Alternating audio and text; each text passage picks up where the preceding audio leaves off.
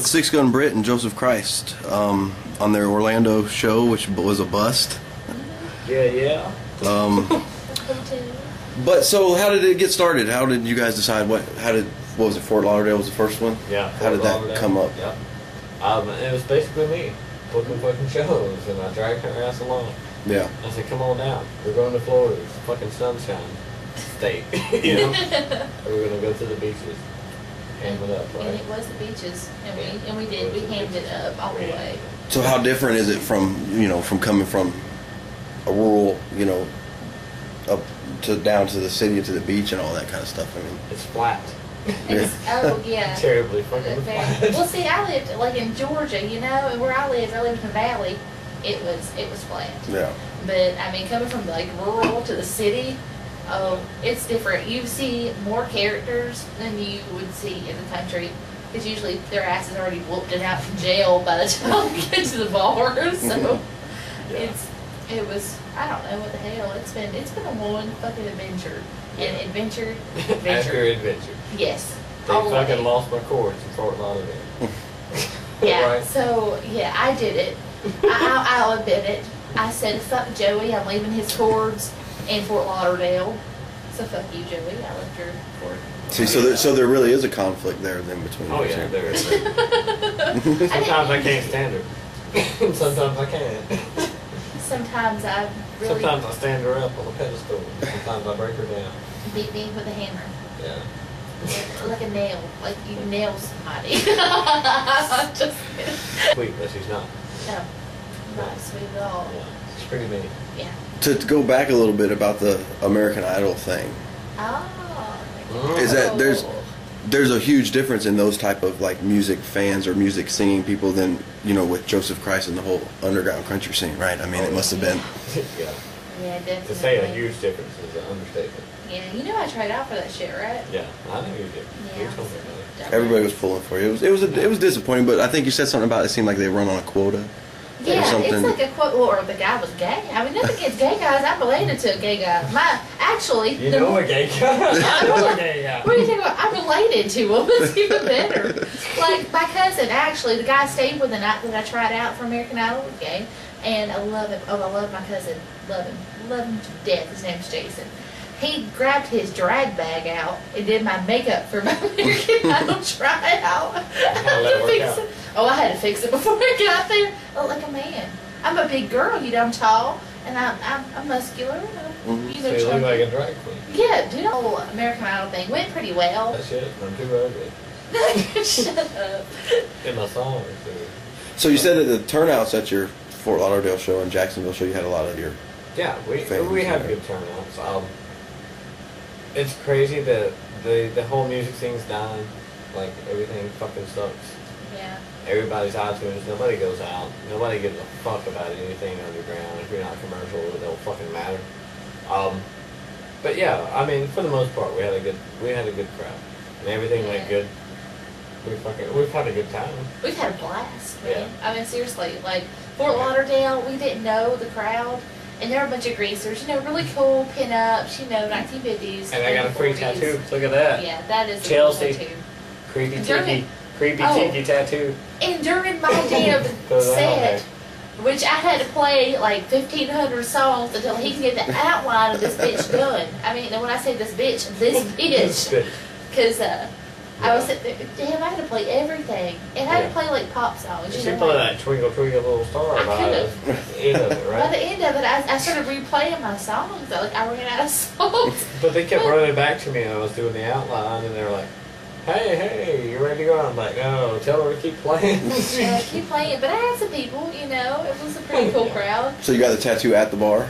It's a line together. Creepy Tiki and the Monterey Club are like coinciding together. Yeah, it's a cool joint. Yeah. Really. But I got the outline while Brittany was playing, and I kept telling them to I kept telling her to keep playing. I told her to keep playing. She was up there for like fucking 2 hours playing, right? Yeah, seriously, it was. And she kept pulling the shit out of her ass. And she pulled some anal beads out. Yeah, and they were this long. Yeah. Just kidding. Twinkle, twinkle, little star, you pulled that shit out. And then finally I went up and played a crappy ass set, and then went back and filled my tattoo in. So It was more like we had the biggest turnout in Fort Lauderdale, I think. Yeah. No, and there people hadn't even heard of us. It wasn't even, you know, nobody that came to actually see us. It just happened that, you know, the door paid a lot more. Here in Florida, it seems like Fort Lauderdale, Sarasota, and all those, they got a real bigger scene for this type of music. Yeah. And actually, there's a new thing on MySpace where you check the statistics on your page. Yeah, I've seen it. I've been on there. Number 2 on mine is Florida. Really? Yeah. See, I don't even have states listed. I just have countries. You can change the states. Well, hell, I ain't changed the states. Learn something new every day. But anyway, like, yeah, number 2 is Florida for me. And it's fun for me too. So what's your opinion on that about MySpace? About do you think it'll keep? Because I mean, everybody says it's a social network, it's dying, which, you know, that's fine with me, because I don't think I ever got on there to, you know, find people and stuff like that. It seems like the best tool that I know of that's created for music, you know.